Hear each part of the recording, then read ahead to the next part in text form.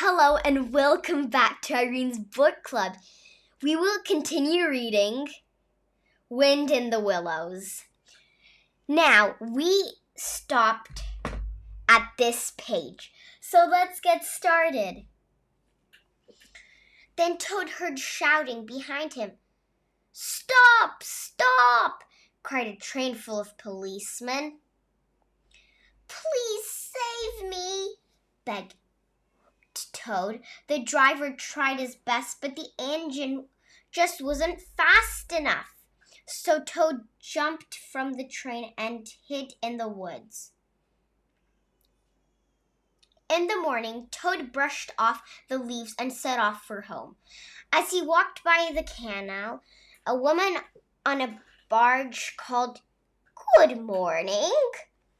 Toad, still in his washerwoman disguise, explained that he was lost. So the woman offered Toad a lift in return for him washing some clothes. The clever woman soon realized Toad was in disguise, and she flung him into the water with a great big splash. Toad walked back to the path where he heard beep, beep. Then he saw the very car he had stolen. He was sure he would be arrested. Instead, the drivers believed Toad was a poor, ill washerwoman and put him in the car. "I feel much better," said Toad. He added, "Can I try driving?" They laughed and nodded. Toad went faster and faster until he lost control and crash! He steered the car into the river. The drivers and the policemen shouted behind Toad as the current carried him toward a dark hole in the riverbank. Then he saw a pair of friendly eyes. "Ratty!" he spluttered. The old friends talked about Toad's adventure over lunch. Then Ratty began to look serious. "You can't go home," he said, "because the weasels have taken over Toad Hall." Toad started to cry just as Badger and Mole arrived. "Don't worry," said Badger. "I have a secret plan."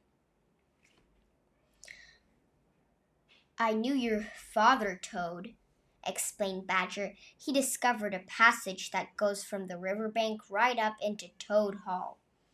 So they prepared their sticks and swords and set off into the cold, damp tunnel.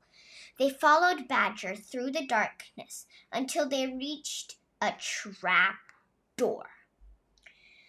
When the four friends peeked through the door, they saw their enemies celebrating the Chief Weasel's birthday in the Great Hall.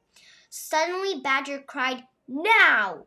and the animals burst in, swishing their weapons around and yelling. The weasels were so frightened that they ran away, squeaking and squealing until none were left.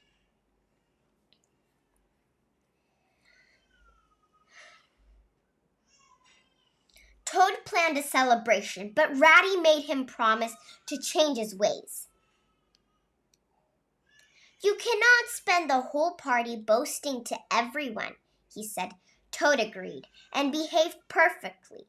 If anyone asked about the battle with the weasels, he told them he couldn't have done it without his friends. The party was a great success, and Toad's friends found he had changed for good. He even made a promise to find and repay anyone that he had ever wronged.